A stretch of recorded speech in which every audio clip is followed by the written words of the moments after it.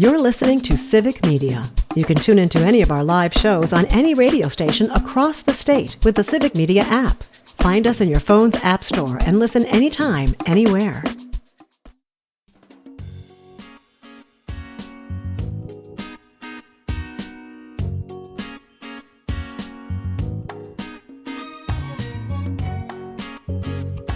Live across Wisconsin on Civic Media, you're listening to Mornings with Pat Kreitlow, powered by Up North News.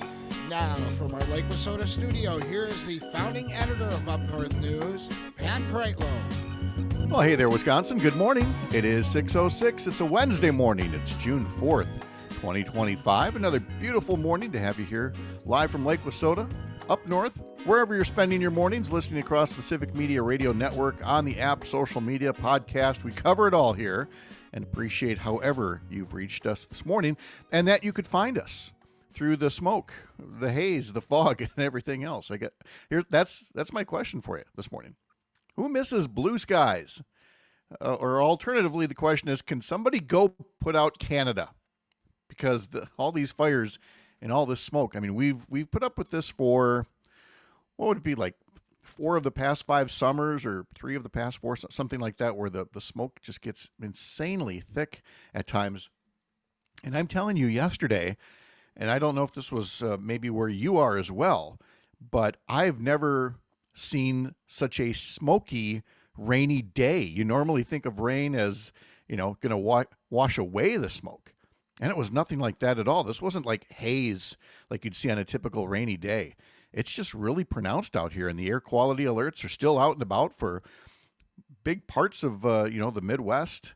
So take it easy out there. And for the rest of us who, it's not a health concern, but it's a nuisance, and hope it goes away soon. But at the moment, we're just going to have to put up with this and eventually get our blue skies back. But it is nice to have you along on this Wednesday morning. Coming up, we're going to hear from Dan Schaefer, political editor from the recombobulation area. We have him visit Tuesday mornings at 8:30, and some folks are already at work and things like that, so we'll play back some of the best of those excerpts coming up at 6:30 this morning. We're also going to talk about the big, beautiful bill. It is a big, beautiful, disgusting abomination, and that's not a Democrat saying that. That's Trump's former bestie, Elon Musk, is now taking shots at the big, beautiful bill. Because it's not so big and it's not so beautiful. And now suddenly there are Republicans in the House who voted for this, who are now saying to their constituents and to reporters, oh, we didn't know that was in the bill. Oh, that was in the bill too? Nope, didn't know about that. What do you mean that was in the bill? Oh, did not know. We knew. We were telling people a week and 2 weeks ago what was going in there. But some folks wanted to do the la thing until after they had voted on it. And that's how this bill got to be such a disgusting abomination. So what you've got is a GOP civil war of sorts within their ranks. Do they want to pass a budget packed with special favors for the rich and cuts for the middle class? Or one packed with special favors for the rich and higher debt and deficits? Because they're not going to pass a bill that isn't packed with special favors for the very wealthy, apparently. In our second hour, we're going to talk about a bill that just caught my eye here, looking at what the committees in the Wisconsin legislature were talking about yesterday in their various meetings. And one bill, the authors claim it would make it easier for so-called gig workers, like food delivery drivers, things like that, to get benefits that are partially paid by their employer, so long as they're not considered actual employers. You see, the whole gig economy is based on businesses avoiding responsibility for the people doing work on their behalf.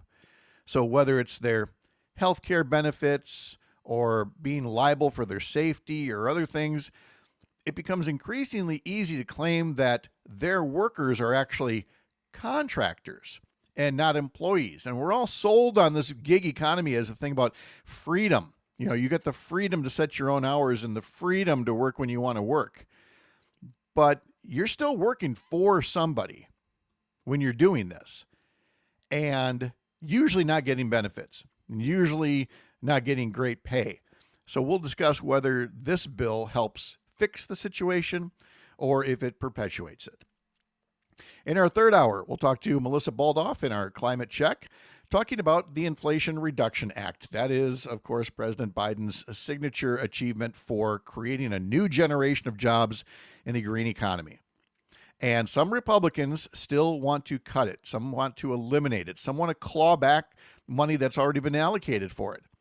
And then other Republicans, again, the ones who aren't completely blinded by ideology, are looking and saying, hey, wait, this thing's creating jobs in my district.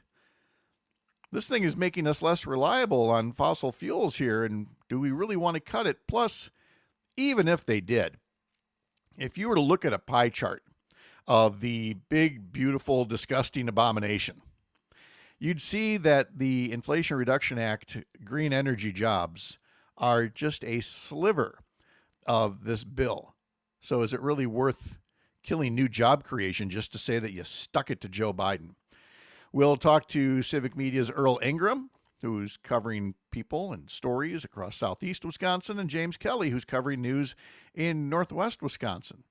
So much ahead today on a day that, again, is still going to be rather smoky, but the sun is coming out a bit more and more. Right now in the Chippewa Valley here, we've got some fog and some mist and some smoke, and it's 50 degrees right now, but we're going to get up into the mid to upper 70s today and tomorrow, and it will be clear tonight.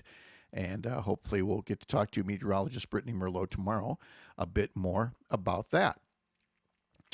So we've told you what all is happening on the show today, except, oh yeah, this guy, Parker Olson, standing by in Madison Studio A2. Mr. Olson, how are you? I'm doing pretty good. I could not believe that I couldn't see across the lake. Not that I'm by the lake every day like you are living on the lake there. Mm-hmm. But I couldn't see across the lake as I was driving to work today because it was so rainy and smoky. It was gross. It is gross. There's just no other way to put it. It's not something you want to see or expect to see. And don't get me wrong, I wouldn't want to be in the area where the fires are burning right now either. But I'm just saying that the spillover effect is, it just gives you a sense of how big these fires are. Once again, in northern Canada, that we're getting that kind of a spillover impact here. It is really something. Let's see. Tony S. on YouTube. Hey, is that Parker from Whitewater? That is Parker from Whitewater. It is, but apparently because somebody's got a Whitewater shirt on again. This isn't going to be almost. Do you have a Whitewater shirt for like every day of the week? I probably do. The reason I'm wearing Whitewater stuff today is because today baseball might win the national championship. Oh, so I'm kind of going hard out today. Well, so, yeah. Well, way to represent. Okay. Tony also says, really love how we went from one job supporting a family to needing two incomes to support a family to two jobs and a hustle. Awesome stuff. Couldn't agree more, Tony. I wouldn't say that I ever had a gig job or a side hustle. I definitely had to do two jobs, like through med school when Sherry was attending med school. So I was an office temp by day and a waiter at a Mexican restaurant by night. Sherry was attending med school by day and waiting tables at night at a Mark's Big Boy in Milwaukee. What about you? High school, college? Did you have to do some work to put yourself through? Not a whole lot. No, lucky enough. My parents have been able to support pretty well. I do have a little gig right now, though. I freelance for Adams Publishing Group. Don't do a lot for them, but I do a list of 10 things to do in Jefferson County every week, which is ever challenging. Every week? You every have to come week. up with a list of 10 things to do? Yeah. In Jefferson County? Yeah. There are not 10 things to do in Jefferson County usually. And well, I was just going to say, somebody in Jefferson County at a chamber or something should be paying you handsomely for that, but not after that crack. So never mind. But so what would be an example of one of the best things to do recently in Jefferson County? Well, I know my audience, and I like to kind of poke a little. So I'll throw in a drag queen bingo night whenever I can. I like to sprinkle those in like once a month. Oh my goodness! To be so passive aggressive in your freelance work already. Yeah. My Why not? goodness, you understand how this works. That's so funny. That's awesome. Well, good. Well, guess what? We now have a new feature. When do you have to turn this thing in every week? Every Friday, I think. Every Friday? All right. Well, stand by, folks, for our new Friday feature, 10 Things to Do in Jefferson County. We were going to do 10 things to do around Wisconsin, but I think we got to start small. And maybe, you know what? Maybe we'll grow it from here. Maybe one week it's Jefferson County, and along with all of your many other duties, maybe the next week you'll be doing 10 things to do in Calumet County. 10 things to do in Burnett County. Let's take you on a 72 county tour of 10 things to do each particular week. This sounds like a miserable task. No, it's gonna be really nice. Tony on YouTube. I suddenly like Parker much more. Who is that Greg guy again? Greg who? Who are you talking about? Huh? No idea here. No, we miss you, Greg, very much. But yeah, we award passive aggressiveness big time on this particular show. Christina Laurie puts together our daily newsletter. Sign up for it over at upnorthnewswi.com. And looking at what she's got today, she is sharing Food Network's picks of 25 iconic eats from America's Dairyland. And today talks all about cream puffs. And of course, how famous they've become at the Wisconsin State Fair, but obviously there's a lot more to say about the cream puff in Wisconsin. So let's see, we've got that story coming up. We also have some of Wisconsin's best public pools that are out there and accessible, and a story about bipartisanship, Wisconsin style, reminding us of the times that former Wisconsin Governor Tommy Thompson and former UW Chancellor Donna Shalala teamed up to get things done during the George W. Bush administration. So that's in the weekday newsletter, today's edition. There's also a weekend newsletter that I put together on Sunday mornings about Wisconsin politics. And as I'm looking at the inbox right now, I see that people are still sending in emails answering our question about whether Governor Tony Evers should use partial vetoes on the state budget bill, or is there a chance it gets to the point where he has to veto the whole thing and tell the legislature to start over? And so we're getting a lot of good answers on that as well. You can answer that question too by heading over to radio at upnorthnewswi.com on your email machine and sending us your thoughts. Again, email us at radio at upnorthnewswi.com.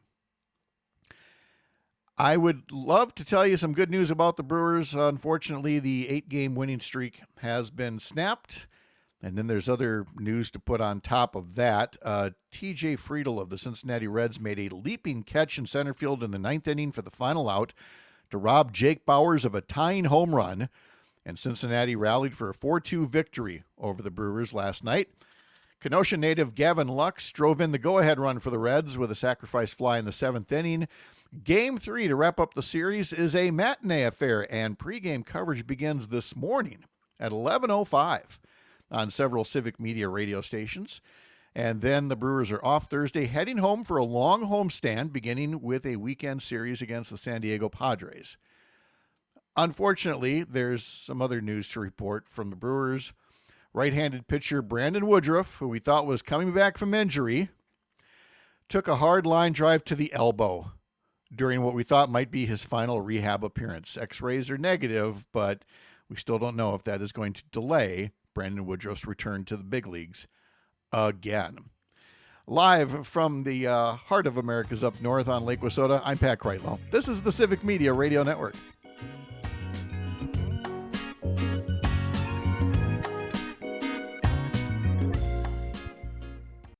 You're listening to Civic Media. Stay up to date on the latest news and information for your local community and Wisconsin by signing up for our free email newsletter. Visit civicmedia.us/email to get started.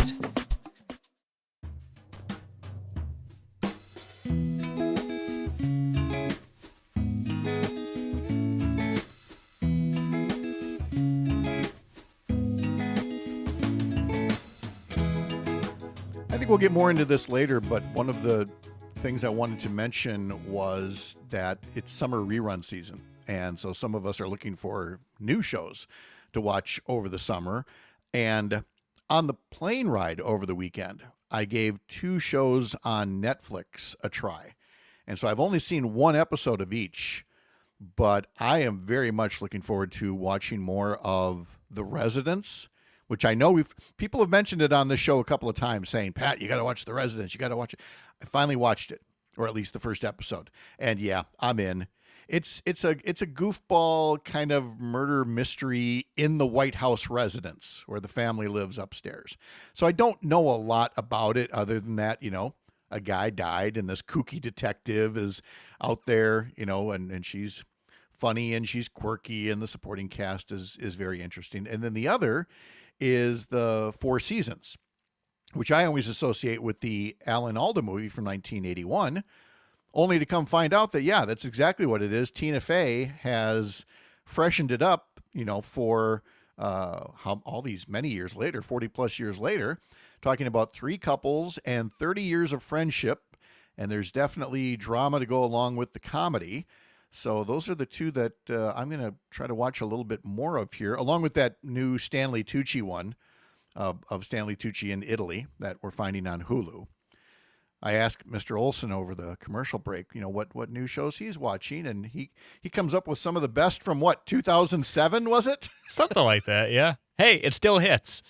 Parker's new show is The Newsroom. Yeah. The Aaron Sorkin HBO series from, now we can officially say, back in the day, because it's like 20 years old, but that's your new thing. It's my new thing. I like it. I like it a lot. It's really good. I think it was really interesting to watch as like someone who wants to go into news. It was kind of like, oh, high pace, cool stuff. This is how some stuff happens. Not that it's a documentary, but well, in some ways, again, Aaron Sorkin, brilliant writer, but again, isn't like The West Wing. First 4 seasons, maybe first 3 seasons were masterpieces. Yeah. Trailed off a little after that. The Newsroom, season 1, tour de force.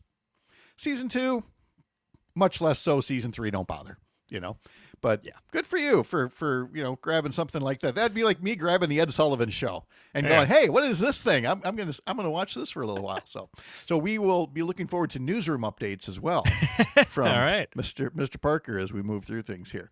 All right, one of the headlines today. I'm just going to read the New York Times headline first off. Here's the headline, top story. After muscling their budget bill through the House, some Republicans have regrets. The subhead says, the sprawling legislation carrying President Trump's domestic agenda squeaked through the House with 1 vote to spare, but, and here's the kicker, some Republicans now say they didn't realize what they voted for. It turns out, the Times article says, the sprawling legislation to advance tax and spending cuts and to cement much of President Trump's domestic agenda included a raft of provisions that drew little notice or debate on the House floor, and now Republicans who rallied behind the bill are claiming buyer's remorse about measures they swear they did not know were included. Last week, Congressman Mike Flood of Nebraska admitted during a town hall meeting in his district he did not know the bill would limit judges' power to hold people in contempt for violating court orders. In other words, a special favor for Donald Trump, who has been ignoring court orders. Flood says he would not have voted for the measure if he had realized. And Congresswoman Marjorie Taylor Greene of Georgia said she'd been unaware that the mega bill has a provision that would block states from regulating artificial intelligence for a decade. On social media, she says, quote, full transparency, I did not know about this section. And she says she would have voted no in capital letters if I'd known it was in there. Here's how you know these things are in here. Read the bill. Read the bill before you vote on it. And I'm not in any way, shape, or form saying that Democrats are perfect in this, as Tony puts gasp up on YouTube.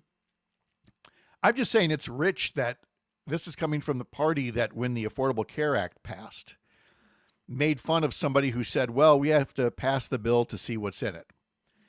It wasn't correct to say that at the time, and it's not true now. The problem is things are so polarized. I'm not going to get into the specifics of the bill. We've done that plenty, and we'll do it more later. Elon Musk calling it an abomination because of its increase of the deficits. Some Republicans want to see more spending, even more spending cuts, Ron Johnson. Others say, cutting Medicaid might not be such a great idea, kids. Huh? So they're going to fight about this. But I just want to speak briefly about the whole notion of must-pass bills. That we're cramming everything into one bill because it's the one bill that's got to pass. And so then you strong arm people and you go, you got to vote for this. It's the only thing. The way it used to work, and I know it sounds naive and like student council or something, but you take all these individual ideas, you'd put them in a bill, you'd argue the bill on its merits, and you'd have an up or down vote on every one of them. But to do that, you have to actually be dedicated to the job and be at it full time. Right now, we have a part-time Congress. They fly in on Tuesday. They fly home on Thursday. They don't get to know each other. They just do what party bosses and donors tell them to do. They didn't want to go into it that way, but that's the way the work day is set up now compared to the olden days, I guess, when members of Congress stayed in D.C. rather, for a big chunk of the year full time because that was their job. They got to know each other. They got to know the issues. They made compromises and they passed bills and they got things done. And they don't know how to do that anymore. So they pack everything into one big bill that they don't read, and things still don't necessarily get done. We're going to visit with Dan Schaefer next. Thanks for spending some time here as part of your mornings, powered by Up North News. We'll have more from Chippewa Falls after the Midwest Farm Report here on the Civic Media Radio Network. I'm Pat Kreitlow.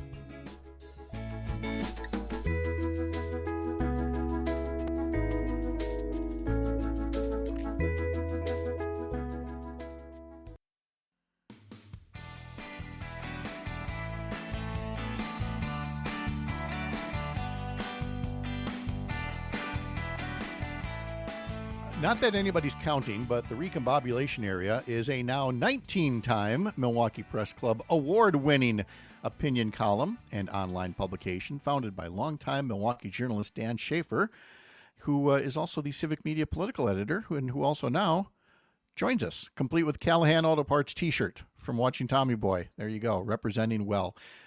Mr. Schaefer, how are you? I'm doing well, Mr. Kreitlow. Always wonderful to join you here on the morning show. Oh, yes, joining here on the morning. I thought we were talking about joining the club, the Derek Van Orden Insult Club. I'm pleased to be a member now. I did want you to welcome you to this exclusive club that we are both now members of people who Derek Van Orden has told to kick rocks on the internet. He loves that phrase, kick rocks. That is a favorite of his. But, when he told me to kick rocks last year when he was disagreeing with some of my columns about why we should stop having ridiculous constitutional amendments on the ballot every 2 seconds, he told me to kick rocks. And you know what I did with that? I had a special sale at the Recombobulation Area. You could go to the recombobulationarea.com/kickrocks and get 30% off a subscription. And a few dozen people joined up. So thank you, Derek Van Orden, for making me some money last year. Let's see. Now that's the way that it's supposed to work. And look, from a, I don't even know that we can do this. I was going to say from a serious journalistic standpoint, from two political reporters talking about this. Sure. But it should still be a serious topic that a member of Congress who posts 45 social media posts within a 24-hour period riddled with insults and attempts to dox people like he tried to dox a UW Stevens Point instructor yesterday. We still should not try to normalize this no matter who's in the White House. It is a remarkably unhinged social media presence that Wisconsin's member of Congress from the 3rd District has.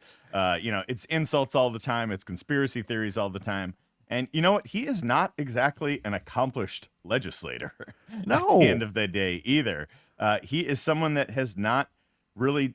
He was posting on Twitter the other day, and I took note of this, and he said, "Oh, we have workhorses and we have show ponies."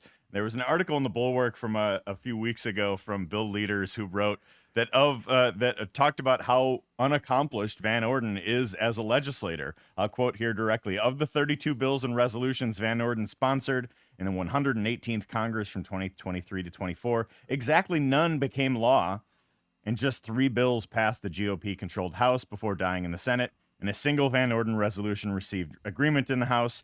It encourages all Americans to, quote, engage with veterans. That is the one thing that he is able to pass in Congress. So, maybe a little bit less time, a little bit less tweeting. I guess I know I'm one to talk, but maybe a little bit less time tweeting and a little bit more time legislating. You're not a member of Congress, although I would like to thank Alicia here, a Navy vet, from telling us on YouTube, kick rocks is actually a common phrase used by Navy chiefs. It actually goes, kick rocks in flip-flops, cool breeze. Now you know. Now I know. Now I know where he gets it from. So as we talk about some of the stories that you're following, and we're going to start in your corner of the state. Oh, wait a minute. I have to bring up Tony's comment quick. Wait, he hasn't finished the farm bill?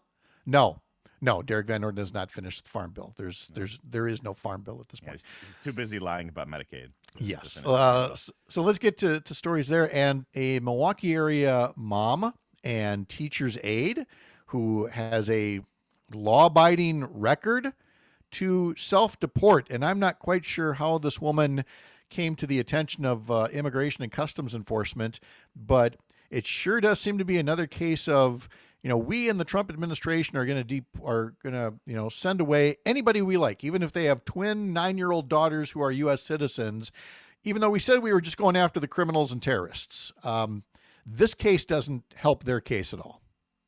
No, this is a frustrating story. This has gotten a bit of attention here in the Milwaukee area, where you have this teacher's aide, and apologies if I butcher the pronunciation, Yesenia Ruano, Milwaukee's teacher's aide, who her case has kind of become this public thing around here with a number of immigration rights advocates, hoping and taking efforts and action to try and get her to be able to stay in the country. But it turns out such is not going to be the case, and she is going to have to be deported to her home country of El Salvador. It's there was, I think, a kind of some legal issues with that this spring, where for a minute there she had some legal representation. It looked like it was going to be able to bank her stay, and then and now that is not the case. And it is clear that just this, as so many other examples of what Donald Trump and Stephen Miller and the rest of the Trump administration here, what their goals are with this mass deportation effort is not a crime fighting public safety type of initiative. It's one that is, go back to the refrain from Trump's first term: the cruelty is the point. Yeah. And that's what we're seeing here with this case. It sure seems like. And I would put even stronger language on it that it is race-based, a race-based policy that they're engaged in by and large, and that it doesn't matter that she has been a pillar of the community, has lived here for 14 years, has a family, daughters who are American citizens, that she left El Salvador as a survivor of domestic abuse, human trafficking, had a brother who was killed in gang violence and feared for her own safety in coming to this country. Now, in all of that, there's nothing there that indicates, well, she's a terrorist in waiting, and yet to hear her plight, the comments on social media have been downright ghoulish. People going, well, she's illegal, what part of illegal don't you understand? It's like, again, this was supposed to be about getting the undocumented immigrants who are causing trouble, who may be gang members who have joined gangs here, things like that. If you supported somebody like that, but now you're cheering when a mother is being deported at this point, somebody who would like to finish the process of becoming a citizen, it is a very sad commentary on where we are for the humanity of this country, my own personal opinion. Yeah, and this is somebody who's had a work visa. She works at a bilingual public elementary school in Milwaukee. These are the type of people that we want to have a path to citizenship. Right. And, I had a couple immigration attorneys on a podcast at the Recombobulation area a couple months ago who were telling me just about how difficult it is to just do do things legally, and that has forced so many people to into this bottleneck where they're applying for asylum. If she's receiving death threats in her home country, a lot of these post World War II, never again type of measures that we've taken on the world stage to be welcoming to refugees and fleeing in circumstances where they're fearing for their own, where people are fearing for their own lives. That's what that policy is there for. And you think you would think that could expedite the process for these people, but such is not the case. And it is again, yes, it's like what you said. It is. This is not about public safety. This is not about anything like that. There are racial tones to this, not undertones, overtones, lots of tones. Yep. It's and not. So It is subtle. a remarkably. It's a sad story. It really And is. again, to get to your point about fixing this immigration process and streamlining the process, this country has perhaps rarely in its history needed legal immigration encouraged more than now. With the baby boomers stepping off the stage, with a labor shortage that is already pronounced, this is a country that, if we want our economy to thrive, had better be more welcoming than ever to immigrants. And yet there was a deal on the table, a bipartisan deal on the table, and Donald Trump by himself said, screw that, scuttle that. We want to deport whatever people that we want, and that's how we end up with stories like this one out of Milwaukee. But we also end up with a story, a very unusual one, that deals with somebody who apparently, if I'm reading this correctly, was the victim of a crime, and yet the person that was victimizing him set things up in such a way, allegedly, that it made it look like he was threatening President Trump's life. And last I can see here, this gentleman, Ramon Morales Reyes, is still sitting in the Dodge County Jail. This is insane. It's a wild story. And I think it is, the fact that the Department of Homeland Security, Kristi Noem, put this out as a press release from the main, Department of Homeland Security press room and all of that, saying that there's this suspect believed to be responsible for writing a letter threatening to shoot President Trump, and it was all a hoax. Well, you know what? I can't help but think that that paperwork errors like this are being used to deport people all over the country. Oh, of course. And if Department of Homeland Security is using paperwork errors and things like that to do that, and yet they are making very obvious ones, it seems, in this case by, amplifying it to the national stage, and less than a week later finding out that this was entirely a hoax, that there was this, other man in prison setting up this person, and it's seemingly a really obvious way that they couldn't poke holes in this, and it's just, I think to me, the story here is that Department of Homeland Security are deporting people for the same types of problems that they themselves are committing with these Correct. paperwork errors. And doing so, again, despite paperwork errors, using masked secret police, using detention facilities that are off limits even to members of Congress. Congressman Mark Pocan, Congresswoman Gwen Moore tried to visit inmates at this Dodge County facility and were told that they could not. And when they called a phone number that's associated with it for either ICE or another agency, that phone had been disconnected. And so there was no way for anybody to have oversight and make sure essentially that innocent people aren't behind bars in this country. And that's where we are at this point. Again, it's got all of the elements of fascism with the secret police, wearing masks, people in detention that you can't reach, trumped up charges, deporting people out of the country. I don't know what else people need to know to see what kind of country we've become. Oh, wait, I do have one more, and it deals with trains, of all things. And the fact that there's a story out there that about how there are companies that would rather work with pretty much any other country other than ours when it comes to high-speed rail because we are so dysfunctional. This was a story I saw on the Civic Media website. Yeah. It is. It really goes to show how broken our politics is when you see these international companies that would like to build something and make some money in the United States and build a rail service here, and finding that not only was it so difficult to do it here, it was actually easier to build a rail service in northern Africa, in Morocco, I believe the country was. It was. Built a rail service in Morocco, so they found that northern Africa to be less politically dysfunctional than the United States of America in the Trump term. It's wild.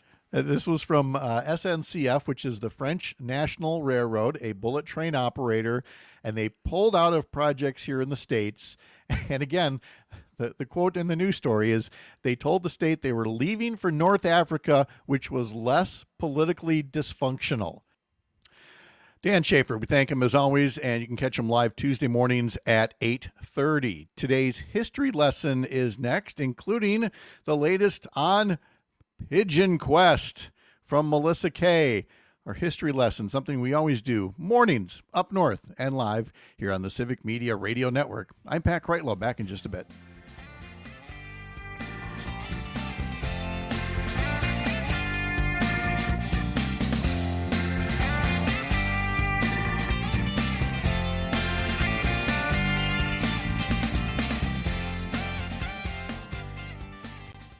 You're listening to Civic Media. Find the latest news, information, and archives of all your favorite shows on the Civic Media website, civicmedia.us.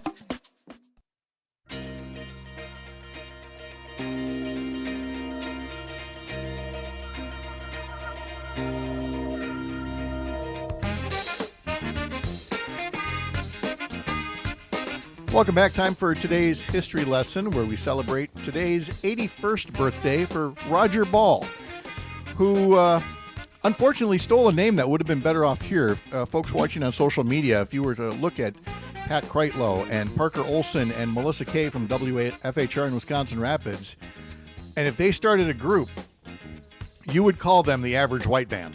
But unfortunately, Roger Ball took that name first and gave us Pick Up the Pieces as part of his work. Happy 81st birthday to him, and good morning to Melissa Kay.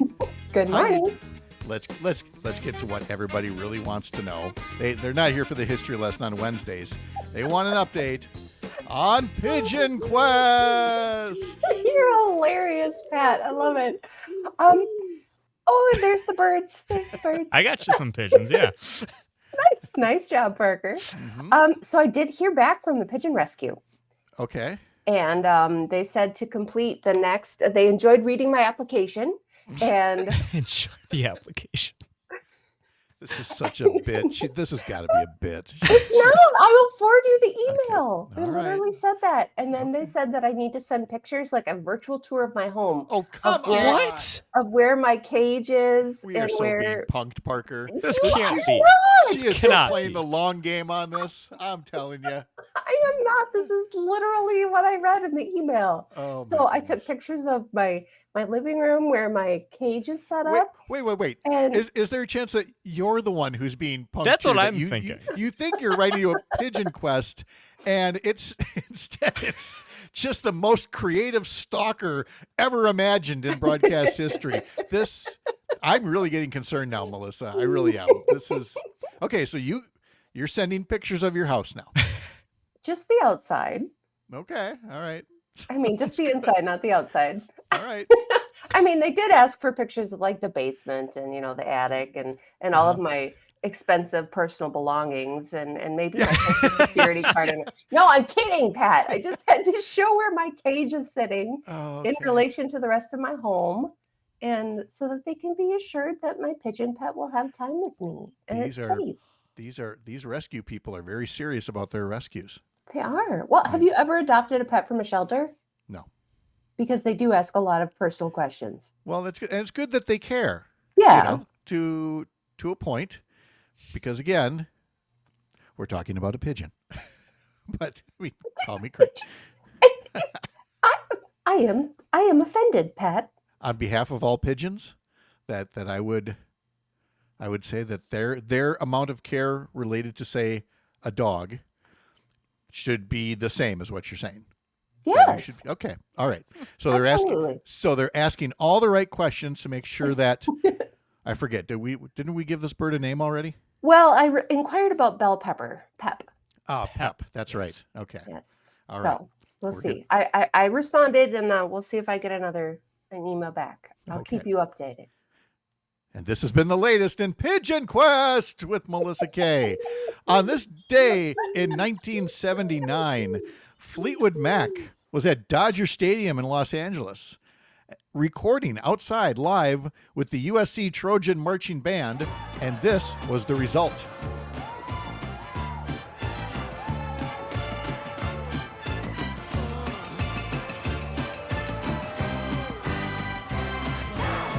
This, of course, was Tusk, the title track to their first album since Rumors. It's not every day a rock band gets together with a college marching band and makes beautiful music together, but they did. Michelle Phillips of the Mamas and the Papas is 81 years old today. Actress Angelina Jolie turns 50 years old today. You want to hear the most prototypical 80s song ever that I could come up with here? Please. Happy birthday to Albert Brown. He took that and turned it into Al B. And his stage name was Al B. Sure. And he's 57 years old today. Oh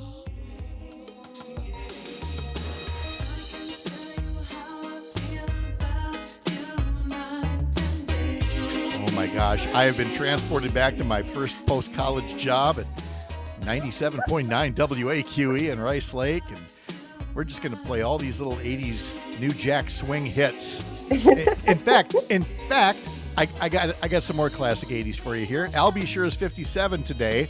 Next, let's hear from El DeBarge. He's 64 today. When it feels like the world is on your shoulders and all of the madness has got you going. God, I just want to get all my 80s clothes out again and just throw those on, you know? Where's my members only jacket? I would love to see that. Let's do that next show, Pat. Oh, there's pictures, believe me. On this day in 1912, Massachusetts became the first state to set a minimum wage. On this day in 1919, Congress approved the 19th Amendment, giving women the right to vote and sending it to the states for ratification. Congratulations, Melissa. Good work out of you. You can vote. A little before my time, but yeah. Okay, all right. On this day in 1984, Bruce Springsteen released an album, just a little piece of work called Born in the USA.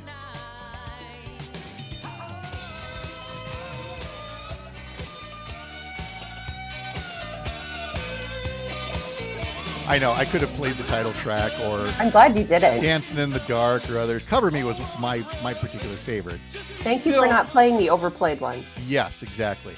Let's see, and one more on this day in 1977, JVC introduced its VHS videotape at the Consumer Electronics Show. It would eventually prevail against Sony's rival Betamax system in the war to see which one would be the tape player that we eventually don't use anymore. Those Betamax, were those really the really big ones? They were the larger tape cassette, yes. Yep. Okay. And then there was the laser disc. This is National Cheese Day. This is Hug Your Cat Day. International Corgi Day. Ooh. Nothing that's about a good pigeons yet. We have to go looking for a National Pigeon Day. I'm sure there is one. There has to be. Pigeons have a long history with humans. There you go. Melissa They were Kay brought over to North America with the colonists. from 97.4 WFHR and 105.5 WIRI. So much to learn from you. Thank you, Melissa. Thank you. Much more ahead in the second hour of mornings here on the Civic Media Radio Network.